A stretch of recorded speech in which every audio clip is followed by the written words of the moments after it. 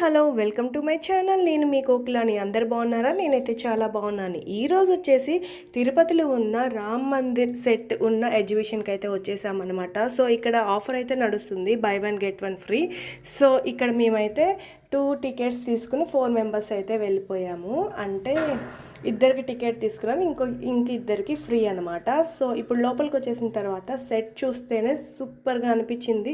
Varma worth, కళ్ళు చెదిరిపోతున్నాయి అన్నట్టుగా అనిపించింది అనమాట. ఎందుకంటే అంత బాగుంది సెట్ చూడటానికి, లైట్స్తో రియాలిటీగా అనిపించింది అనమాట. సో మాకు అది సెట్ లాగా అయితే అనిపించలేదు.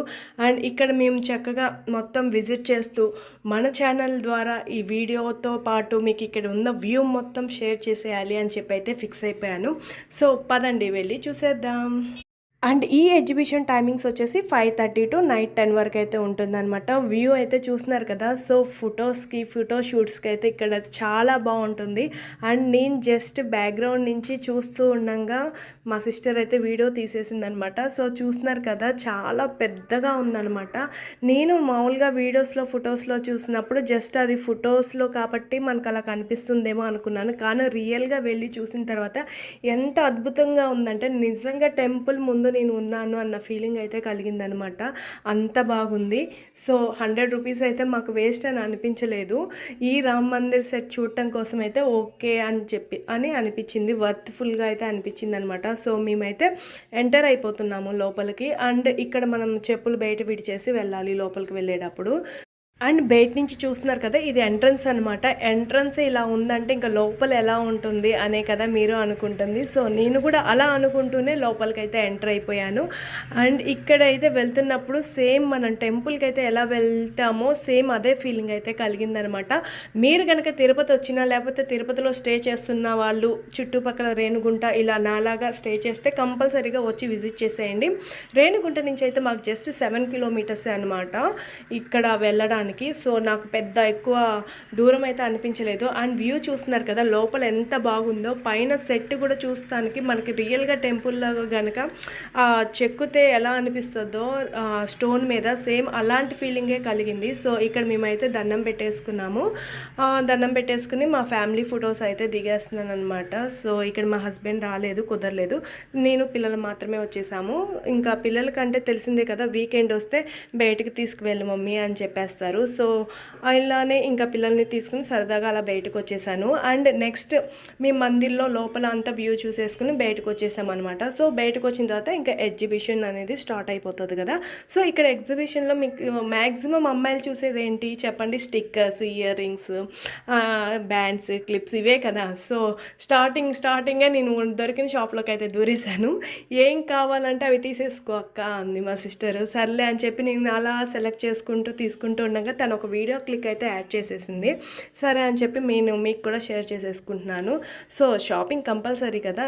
నెక్స్ట్ నేను ఇంకా కొంచెం ముందుకు వస్తూ ఉండగా మనకి ఇక్కడ అన్నీ అంటే బట్టలు, చెప్పులు ఇవి కూడా ఉన్నాయి అన్నమాట షాపింగ్కి. సో నాకంత ఇంట్రెస్టెడ్ కాదు.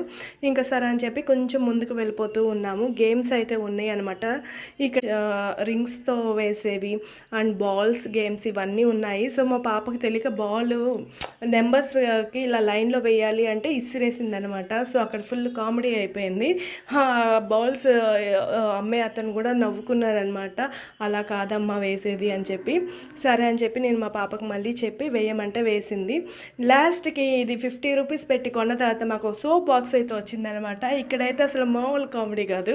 50 రూపాయలు పెట్టి మనం సబ్బు బాక్స్ కొనుక్కున్నాం రా నాయన అనిపించింది. నెక్స్ట్ అయితే ఇంకా కొన్ని గేమ్స్ అలా చూసుకుంటే ఇంకా ముందుకు రాగానే మనకి ఇక్కడ వేడివేడిగా బజ్జీ అయితే వేసేస్తున్నారు. సర్లే అని చెప్పి అలా టైంపాస్కి చూస్తూ మనకి మూడ్ స్వింగ్స్ ఉంటాయి కదా, ఏం తిందామా అన్నట్టు బయటకు వచ్చేస్తే ఇంకా సరే అని చెప్పి అలా చూస్తే ఐస్ క్రీమ్ కనిపించేసింది. ఏం తిందాము అని అడుగుతుండే మా పిల్లలు. ఈలోపు ఇక్కడ ఒక పెద్ద గొడవ జరుగుతుందనమాట. ఏంటంటే ఎగ్జిబిషన్లో మనకి మ్యాక్సిమం ఇలా పెడతారు కదా డెవిల్ హౌసెస్. సో వాటిలోకి అంకుల్ చిన్న పిల్లల్ని అయితే తీసుకుని వెళ్ళారు. ఆ పిల్లలు పాపం బాగా భయపడిపోయారు. అది ఆ సీన్ చూసిన తర్వాత నేను వెళ్ళాలి అనే ధైర్యం కూడా చేయలేదు, ఎందుకంటే నాకు కూడా చాలా భయం అనమాట. అండ్ ఇక్కడ చిన్న పిల్లలకి గేమ్స్ అయితే చాలా బాగున్నాయి, చిన్న బాల్స్తో. అండ్ వాళ్ళు ఎక్కడానికి కూడా చాలా బాగున్నాయి అనమాట. చిన్న చిన్నగా నాకైతే బాగా ఓకే అనిపించింది. అండ్ మా పిల్లలు అయితే ఎక్కడికి వెళ్ళినా ట్రై చేసేద్దాం అనుకుంటారు కదా. సో ఫస్ట్ అయితే ఎక్కువగా ఇక్కడ ఇంట్రెస్ట్గా చూపించింది మా పాపే అనమాట. మా వాడైతే అంత ఇంట్రెస్ట్ అయితే చూపించలేదు. సర్లే అని చెప్పేసి మా పాప ఏదైతే ఎక్కాలి అనుకుందో వాటి వరకే ఎక్కిచ్చేసి తన్ని వరకే హ్యాపీగా అయితే ఫీల్ అయ్యేటట్టు చేసేసాను. సో మన ఇంట్లో మ్యాక్సిమమ్ చిన్నపిల్లలే ఎక్కువ అడుగుతూ ఉంటారు ఇలాంటివన్నీ. కొంచెం మెచ్యూరిటీ వస్తే పెద్దవాళ్ళు అడగరు అనమాట.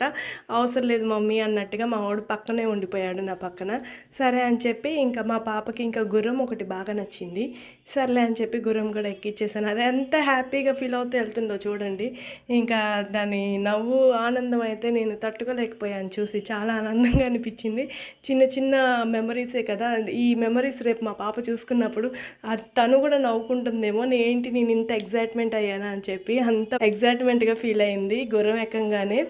సో ముందు పిల్లలు హ్యాపీగా అయిపోతే చాలు కదా, ఇంకా మనకేం అవసరం లేదు. అండ్ వెళ్ళేటప్పుడు అయితే మా పాప అయితే ఫేస్ ఎక్స్ప్రెషన్స్ చూడండి లాస్ట్ వరకు. ఎందుకంటే మన పిల్లలు ఎంతసేపు ఆడుకున్నా, ఏమేమి ఎక్కినా, ఏమేమి ఫుడ్ ఐటమ్స్ తిన్నా, ఏమేమి కొనుక్కున్నా కానీ లాస్ట్కి వెళ్ళేటప్పుడు ఇంకొంచేపు మమ్మీ అని పెట్టే వాళ్ళ ఎక్స్ప్రెషన్స్ అయితే చూడలేక చచ్చిపోతాం అనమాట. ఎందుకంటే లేట్ అయిపోతుంది, తొందరగా వెళ్దాం పదా అని చెప్పి తీసుకువెళ్ళిపోయాను. అండ్ ఇక్కడ వేడివేడిగా నేను ఇందాక మీకు చూపించాను కదా అప్పడాలు బజ్జీలు వేస్తున్నారని చెప్పి, సరే టేస్ట్ చూద్దాం ఎలా ఉన్నాయా అని చెప్పి నేను కూడా అయితే ఇక్కడ తీసేసుకున్నాను. సో ఇక్కడ ఏంటంటే మనకి ఆ ఆయిల్ ఏం ఆయిల్లో తెలియదు కానీ వేయించడం అయితే వేయించి ఇచ్చేస్తారు. కానీ ఓకే బజ్జీలో అయితే నాకు తెలియదు కానీ అప్పడం తింటున్నప్పుడు మాత్రం లైట్గా చేదుగా అయితే అనిపించింది. సో అనిపించింది ఇంకా ఓకేలే, ఇంకా ఎటు తీసుకున్నాం కదా ఇంకా తప్పదులే తినాలిలే అన్నట్టుగా తినేసాం అనమాట. ఇంకా నెక్స్ట్ మా వాడికి ఇక్కడైతే పావు బజ్జీ బాగా ఇష్టం అనమాట. బయటకు వస్తే కంపల్సరీగా తింటాడు. కొంచెం నార్త్ ఇండియన్స్లో కూడా మేము ఉండొచ్చాం కాబట్టి ప్లేసెస్లో వాడికి అలవాటు అయిపోయింది. సరే అని చెప్పి వాడికి టేస్ట్ చూపించేసి ఇంకా తినంగానే మేమైతే రిటర్న్ అయిపోతున్నాం అనమాట ఇంటికి. అప్పటికే చూసారు కదా మా పాప ఫేస్ ఎలా ఉందో. సో మీకు ఈ వీడియో ఎలా అనిపించింది అనేది కామెంట్ చేసి